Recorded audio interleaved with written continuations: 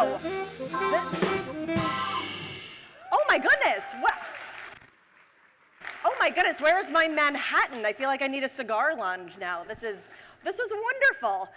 So I'm so happy to be here with all of you today, kind of closing things out. We're going to take a very deep dive into the future, but before we do, here is a little bit about me to start. So here I am, several years ago. What am I doing? I am jumping at 14,000 feet over the coast of Long Island, looking, one, absolutely terrified, and also looking a little reminiscent of a kind of odd prehistoric creature, right? I'm like a little pterodactyl with this gaping mouth, and I have this New Zealander on my back who seems more than fine. That is happening here. In many ways, terrified. I was free falling into this unknown. But at the same time, I knew that no matter how quickly I was free falling, I not only had the safeguard of a parachute, but I knew that ultimately I was going to land on my own feet. Now, in many ways, right, this is analogous to how it is that we have to. I don't know what's going on here. All right, there we go. So this is analogous to the way in which we need to think about the future, because they're happening faster and faster than ever before. It feels, in many cases, like we're free into this unknown. But at the same time, how quickly we are free falling, we know. Oh, okay. Oh, thank you. Wow, this is a lot of things to juggle with my hands. Would you like me to take this off?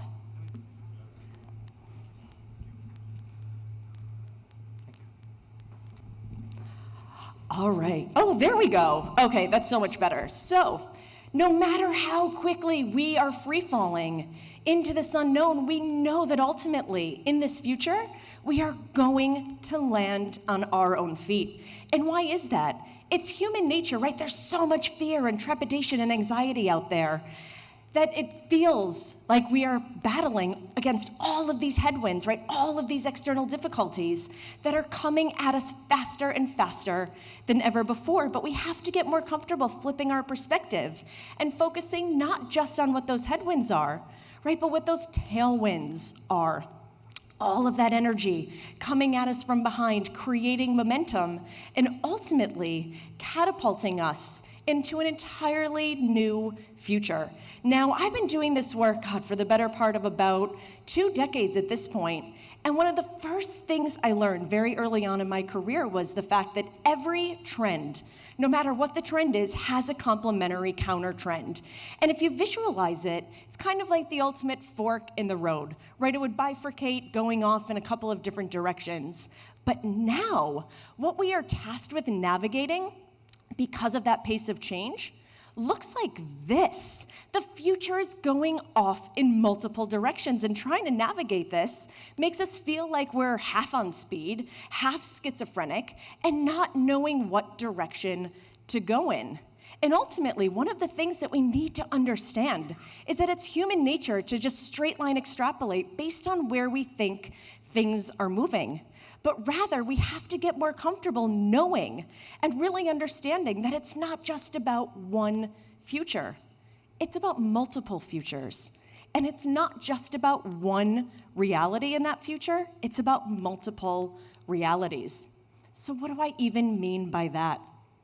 What I mean is trying to navigate this, we can have one life and one persona in the real world, another life, another persona in the digital, another life and another persona in the virtual. And we're all trying to seamlessly navigate all of these different realities and all of these different personas and try to make sense out of what it is telling us. Now, one of the other things that this really underscores, really critically, is the difference between vision and strategy. Now, so many people will come to me and say, Erica, help me understand what my strategic plan is going to look like going into the future. What strategies do I need to adopt in order to really survive and thrive in this changing world? And I always say, first, we have to get more comfortable identifying our strategies and thinking of them as if they were a series of parallel railroad tracks. You have to be able to identify what those strategies are for both the very near term, that 6 to 12-month horizon, the slightly shorter term, the couple of year horizon, the medium term, the 3 to 5 year, and the long term, the 5 to 8 year plus, and be able to abandon any of those strategies if they do not work and go back to the drawing board to figure out what is going to be most appropriate and effective. And what this underscores is really the need for adaptable thinking, to be nimble, to be flexible, and not be wedded to one vision. But ultimately, it really underscores one other critical thing, and that is vision. Vision. Have your vision be something that is clearly articulated. Know who you are, what you stand for, what you represent, and what you want to become in the future. And then keep the strategies with which to get there more nimble and flexible. Now, I live in Rochester, New York. I was just telling a couple people before I got on stage that I grew up in Rochester, New York. Anyone familiar with Rochester here? Oh, whoa, I love that. All right, so you guys will get this question right. So I was in New York City about 20 years, left during COVID, like so many people, right, and went back to my hometown of Rochester. Now, what for years was the hallmark of the Rochester, New York economy? What defined it? Yes, I hear a Xerox, that too, but yes, Kodak. And why is Kodak that cautionary tale when talking about vision and strategy? This was a company that could have owned the future. They could have defined that future. They had the technology to do so, but what did they get wrong? What they got wrong was that they were so wedded to those strategies. They held them so tightly to the vest that they lost sight of who and what they could have become. We also have seen the same happen with the introduction of new distribution channels, which have forced many companies to really reevaluate what their core intrinsic guiding principle is, what their core value proposition is in a changing economy. Now, one of the other things that we know is that we are going through, when that is the reality, a fundamental transformation. And we have been going through this transformation now for the better part of over the last 15 years. What many people were framing back in around 2005 to 2008 as just a recession, in many ways, when you peel those layers back and you look more deeply at all of the things that we are being told that we didn't truly see for what they were, you could see that it was indicative of not just a recession, but rather it was indicative of a fundamental global transformation. And we are in the throes of that transformation still today. Because one of the things that defines this world, and has defined it, and will continue to, is that it is not about linear and incremental change. It is about exponential change and the leapfrogging of how we used to do what we did. Now, when really starting to understand what is defining this new world, what is defining this economy, and what some of the biggest value propositions are going into the future, I really think it is about one thing, and that is a sense of boundarylessness. When you think about the traditional notions of time and space, everything is beginning to blur. And we see this with the overlapping of careers. We see this when it comes to non-traditional life cycles and the rise of the non-linear life trajectory. Everything is more overlapping. What is even a 9-to-5 job today when we can do our work from anywhere and at any time? But also, we are seeing the coming together of all of these very disparate concepts and ideas and the lines that we used to really place around traditional thinking is becoming more abstract. So what do I mean by this? We are seeing a coming together of the real and the virtual, the tangible and the intangible, the analog and the digital. In some cases, because of the rate of technological change, we are seeing a blurring of the boundaries between that which we would define as biological and that which we would define as technological. And now we are on the precipice of 4 other major things coming together so that the boundaries between each are becoming obscured. And that is the fact that it is getting harder and harder to decipher what is real and fake and true and false. And we're going to be digging into that in a little bit. But again, when you start peeling back these layers of a more boundaryless world, it really comes down to new understandings of one thing, and that is time. Time. Time is now the new currency. It is the new luxury value proposition. If economists define a luxury as something in high demand and short supply, and I were to ask all of you, what in your lives is in the highest of demand and shortest of supply, what would you say? Right? Time for many of us. And in our shop, we always make up new words, right? If you go on our website, we have like 250 terms that we've made up. But really, the one overarching term to describe where the future is moving is what we call templosion. And what is templosion? It's really the idea or the concept that the biggest of things, the biggest of events are happening in shorter and shorter periods of time. So not only is time on steroids, but it is getting so truncated that the life cycles around things that used to take a matter of decades are now happening in years, if not months, if not weeks, if not days. And we see this playing out in myriad ways. So for instance, the average lifespan of a Fortune 500 company today is as little as 15 years. We see CEO tenure dropping precipitously. We see all of those big cycles of strategic planning and R&D cycles and financial planning cycles. Those time horizons are getting shorter and shorter. We also see this when it comes to generational change. Now, this is one of the things that frankly drives me absolutely crazy, and that is this. In a time of technological templosion, where these technological breakthroughs are happening at a faster and faster clip, market researchers and demographers will still segment us in 12 to 15-year age cohorts. And if we're lucky, they'll go back and redefine a generation maybe every 10 years. Now, what is the problem with that? The problem with that is the fact that we have completely different ways of communicating, completely different ways of seeing the world, completely different values and attitudes.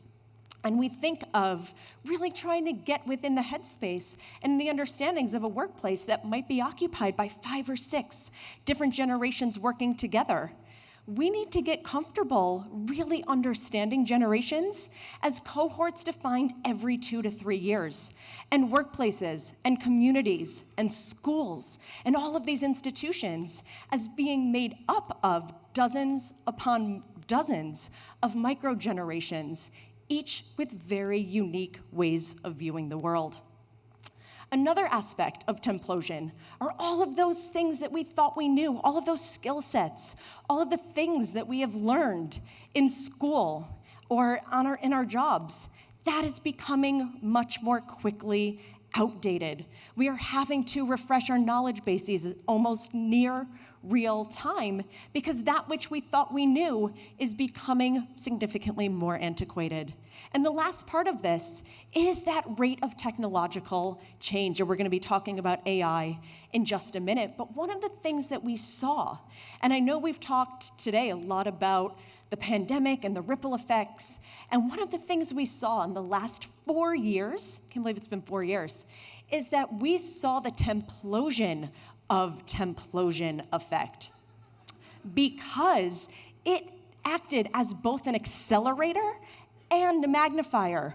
All of these things that I was talking about, again, the better part of 15 years ago, the rise of distributed, virtual, hybridized work. People would say to me, Erica, that's never going to happen because productivity is going to take a hit. And what did we see happen? It was one of the biggest silver linings to come out of COVID, knowing that productivity didn't necessarily take a hit, that one-size-fits-all approaches are never appropriate, and that we have to tap into output-based metrics versus input-based metrics. We also saw the magnifier effect happen, where that it really exposed the limits of one critical thing, and that are all of the limits around short-term thinking, immediate stakeholder gratification, and short-term results and reward-based structures. The veil was lifted on all of these things. And it was like a magnifying glass on all of the things that frankly didn't work and were due for a societal and economic reckoning.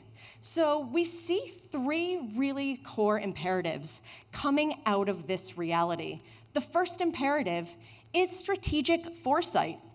And frankly, that's kind of the nerdy way to describe what it is that I do, where there's no special sauce. It's more of an art than a science. We all have to view the future, and we all have to view, again, our jobs, our families, everything that we do through the lens of how is this going to impact me in the years to come? How do we see, like one big Venn diagram, the intersection between sociocultural trends, technological, economic, political, and then think not in terms of how it will impact us in the short term, but what those ripple effects are going to be in the longer term. The second imperative is differentiation. When you even, right, it's like kind of the new adage, it's like every company today has to be a technology company in some ways. You have to have some of those tools. But also, how do you define yourself? Whether you are a public or private entity, what is it that you are actually doing when everything is so intertwined and the intersections are so deep? And the last is a term that I borrow from physics, and that is escape velocity. And this, very simply put, is the speed required to escape the gravitational pull of a larger body. And what is the larger body? The larger body is the old business environment. It is the old ways of doing things. How can you, in near real time, adapt and adjust to all of these very different realities with unencumbered and unhindered thinking? So one of the biggest examples of templosion, right? It's on everyone's minds right now. We're obviously in a very big hype cycle, even though there is a lot. We'll get to kind of separating the hype from the reality. But when it comes to AI, right, and I want to talk about AI for a couple of minutes, but really focus on, I think, the most critical part of AI, which is how to double down on new aspects of human centricity. But the conversation for years has always been around who is going to do that work. And now, in many cases, it's not just who, but what is going to do that work. Now, I'm not going to stand up here and say there's going to be a widespread disintermediation and disruption of work. Yes, some jobs are going to go onto software. We know that to be true. It is a part of the transformation that we are going through. But we know that the rise of AI will eliminate 85 million jobs, and in all caps and bold, it will create 97 million new ones by 2025. And I think a more apt way to really think about AI is in its reverse. IA, intelligence augmentation, what it is doing to free us up, frankly, from the work that were we even meant to be doing in the first place. How do we focus on all of those jobs that really elevate cognition and creativity? And think of AI as, in many cases, our co-pilot, because it is not just going to be about mass disruption, or as I said, disintermediation, but really, what does the symbiosis between us and them look like? Knowing that in many cases, when we view AI as our teammates, human and robot teams are 84% more productive than either alone. So it's really about value creation, how we extract new value, and how we really focus on those jobs that still are uniquely human. So again, it's not the end of work. We aren't going anywhere. But it is the end of boring work. All of those jobs, again, that were we meant to be doing. When we think of this from a more existential perspective, were humans meant to be working like this? Were we meant to be training our kids in school systems that were appropriate for not just my grandparents, but my great-grandparents, that were appropriate for an industrialized age economy, that really placed value on rote memorization and linear thinking, and trained people to have these types of jobs. We need to go back to the drawing board to think of, one, what are the jobs that are actually going to matter, and how do we create the thinkers, and truly the critical thinkers, in order to really fill those jobs. So touching briefly, right, I can't be a futurist today and not at least touch on what's happening with generative AI. I always tell people, right, yes, we are in a massive hype cycle. Some people say that this is just a reaction to the Web3 bubble bursting last year. This isn't going anywhere, but we really need to use this as both a tool and a time of experimentation and implementation, right? We know that it can do all of these things, but we also have to get better at really looking at what output it is spitting out at us and be able to think critically, because if we just blindly go into it, then we are in real trouble, because we know that there are massive challenges ahead. There are massive opportunities, but we also have to be aware of what those challenges are. There are risk implications, lack of controls to ensure ethical and responsible information generation, and all of the ingrained biases. We have to question every single thing that is being spit back out at us from any ChatGPT. Reliability, lack of ability to verify or explain generated output. And trust, which we will dig into, potential abuse and distortion of content in the public domain. So David Brooks from the New York Times, I think, said it the best. And he said, in an age of AI, major in being human. And I read that quote and I paused and I thought to myself, what does it even mean then to be human in an age of AI? How do we double down on all of those intrinsic qualities that make us uniquely us? We will see the elevation of things such as human analysis, human input, human evaluation, and human extrapolation. And in many cases, you probably hear many more companies are hiring in prompt engineers, those that know how to ask the best questions to get presumably the best output from a generative AI system. It should not be limited to the prompt engineer. We all have to be better question askers. And for any of the parents in the room here, or even online, how do you get your kids to be better question askers? We can talk again about education, but if they are not getting this type of education and going into workplaces where they are interfacing with these tools, but don't know how to decipher the output, what that does from a reputational and risk management perspective is also profound. We are also elevating all of those things, right? In this part of us, empathy, sense-making, the ability to put those pieces together, and lived experience and contextualized awareness. So the future is not going to be about smart.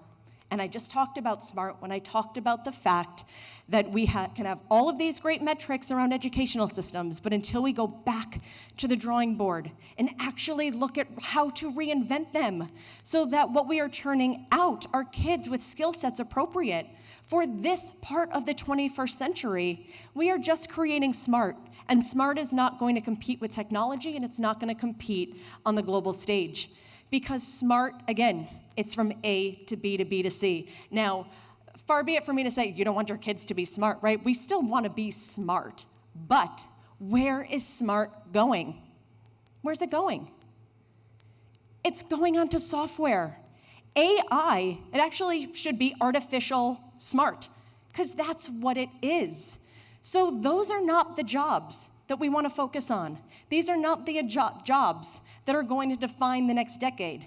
We have to start thinking of how we cultivate intelligence, how we bring in the intelligent thinkers, because what really is intelligence?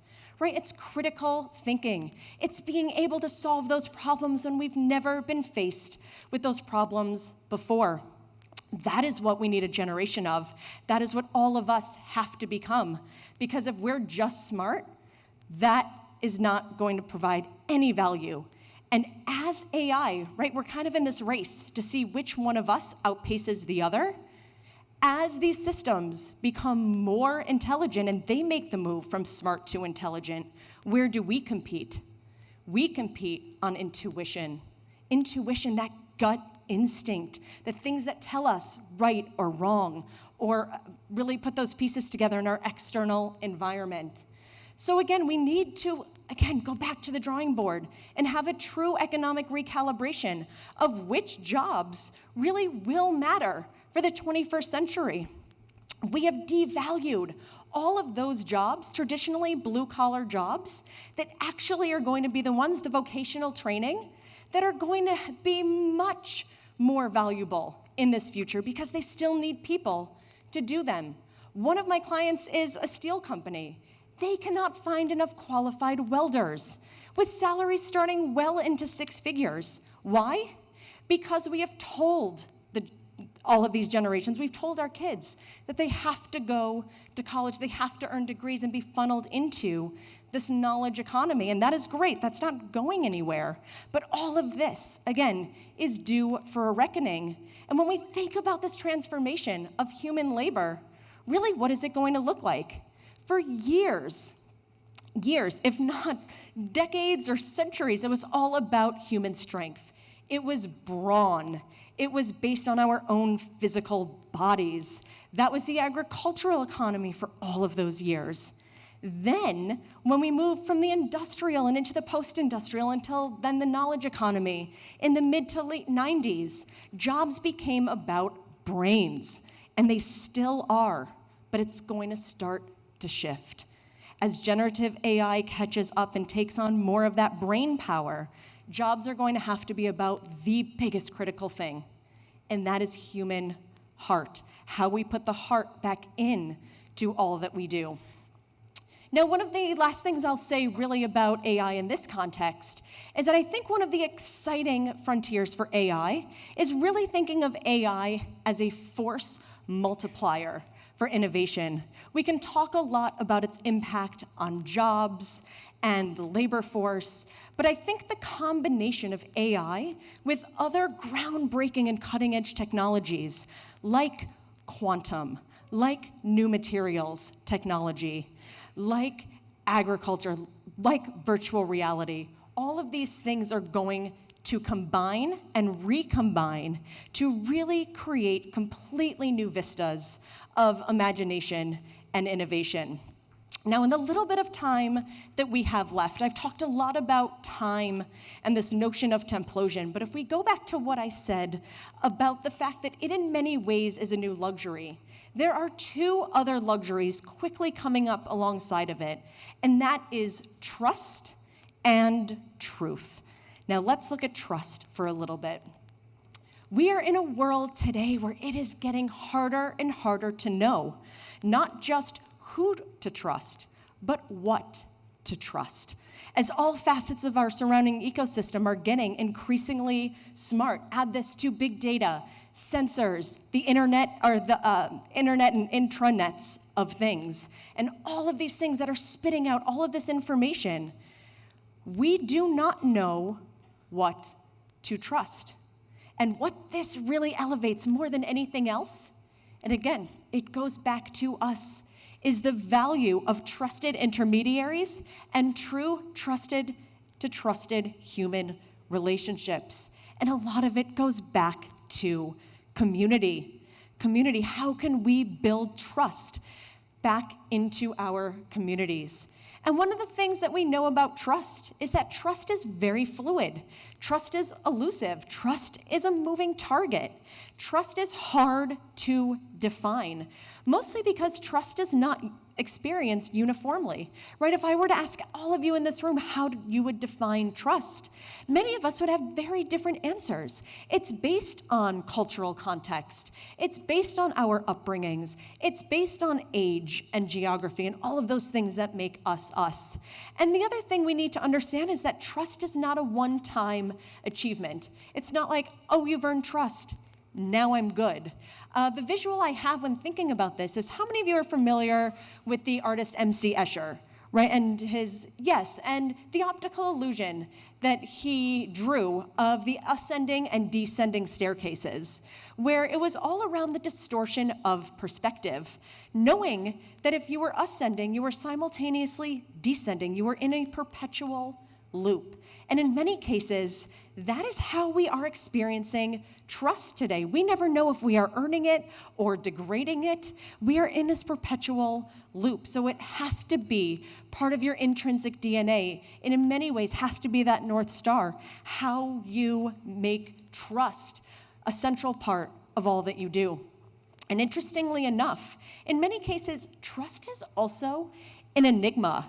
A BCG study showed recently that people mistrust generative AI in areas where it can actually contribute enormous value, and trust it too much when the tech isn't even competent.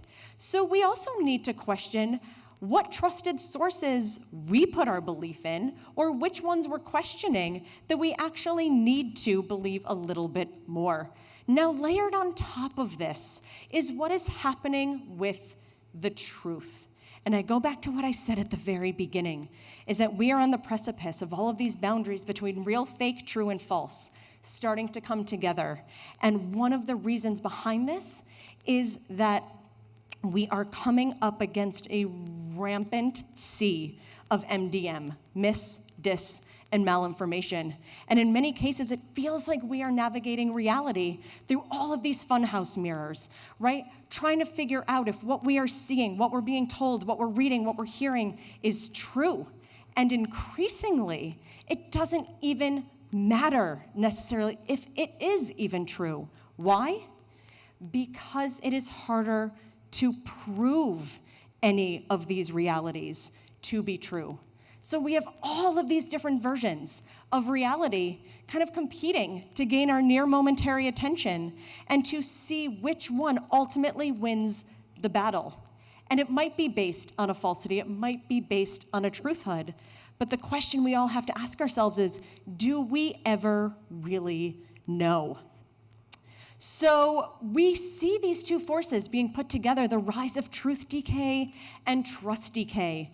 And this in many ways is a very global phenomenon. Not to put a deeply dark spin on this presentation, because we are going to end on a very high note, but when asked about the one thing in my work that keeps me up at night, I always say I think there are two really big existential threats, and the first we've heard about today, and that is the climate.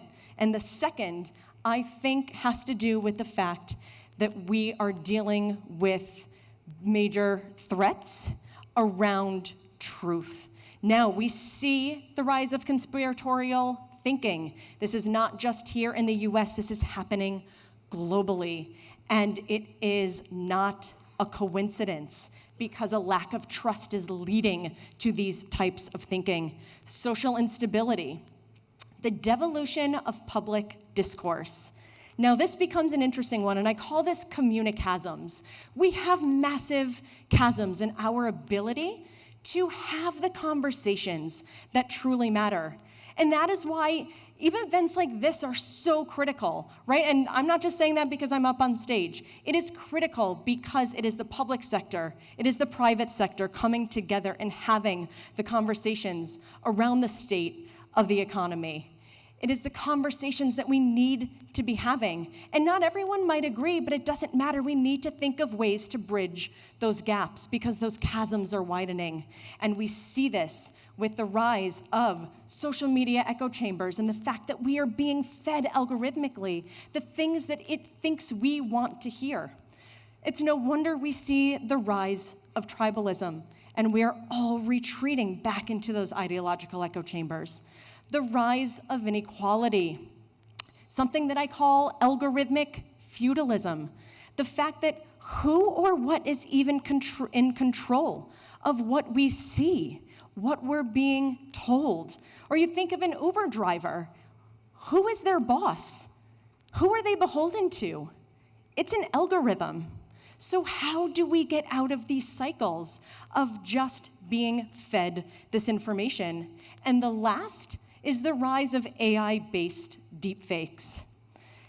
Now, this isn't going anywhere, and there are ways to detect them more and more.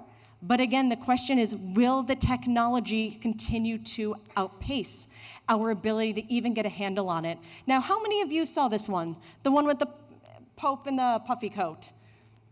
A couple of you. So clearly a deepfake, right? Like, we all know the Pope is kind of cool, but like, I think here he's in like a Balenciaga jacket with like this big baller chain, this cross, and we're like, clearly it's not real. Clearly, to millions upon millions of people, this was real because this went viral. This went viral. And again, you can kind of chuckle and be like, all right, here's the Pope. But what does that mean when you can create a deepfake of a politician? There are close to 75 major worldwide elections happening in 2024. This is a deep existential imperative because it is not just creating synthetic media. It is not just distorting our realities now. Do we have the ability to create entire synthetic histories? Can we, through deepfakes and AI, rewrite history? What impact does that have on our communities, on our systems, on our institutions? So I go back to what I said, and I know I'm out of time. I go back to what I said at the very beginning. How do you make trust an ongoing discipline? We hear so much about really leading from transparency and authenticity, but there needs to be new urgency around honesty, honest messaging, honesty around our values, our ethics, transparency, fairness, and all through the lens of human judgment. We also see the rise of conscious capitalism in ESG. Russ talked for a while about a lot of the really fantastic gains the state of California has made in this area, but really what it underscores is the fact that cross-generationally, particularly for the younger generations, there's a growing demand for transparent businesses. They want to work for or purchase from a company where they really think there's some embedded sense of integrity, and they value integrity more than price and convenience. So another thing, for anybody in the private sector in the room, this is a drum that I have been banging for so long. Why does nobody have a CEO, the Chief Ethical Executive Officer? We always have to lead from a place of ethics and fairness, and how do we make that part of our leadership structures? So to put a bow around a lot of this, because I know I'm going to get the cane in a second to get me off stage, when really thinking about the future, if you're viewing the world through a straw, just imagine what you are missing.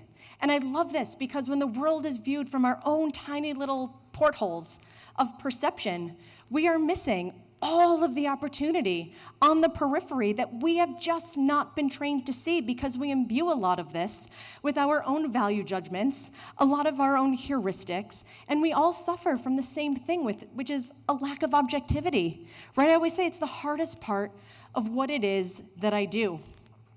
And the biggest thing that we need to understand is that for the future that we are moving into, we should not be afraid of the new ideas. We should be afraid of the old ones that no longer work. Because tomorrow's challenges and even today's challenges cannot be addressed with yesterday's thinking. And right, we know that the transition and the transformation from yesterday to tomorrow, it's never easy, it's never simple, it's never straightforward. But we have to double down on the one thing that is really going to matter beyond and above anything else, and that is ingenuity, human ingenuity, using our own sense of ingenuity to solve tomorrow's pressing challenges, and figuring out ways to extract and apply that ingenuity so that many phoenixes can rise from it. So, to end with this thought, how do we create a future where progress prevails over pessimism, creation prevails over crisis, Action prevails over apathy, and imagination prevails over inertia. I love this adage, which is, a diamond is merely a lump of coal that did well under pressure. And I love that because pressure is needed for all of our transformations. But when you think of how to really create that future-proof diamond, how do you do it? Through the lens of imagination and apply imaginative solutions to today's seemingly intractable problems. So on that note, thank you so much for your time here today. I will hand it over to Russ.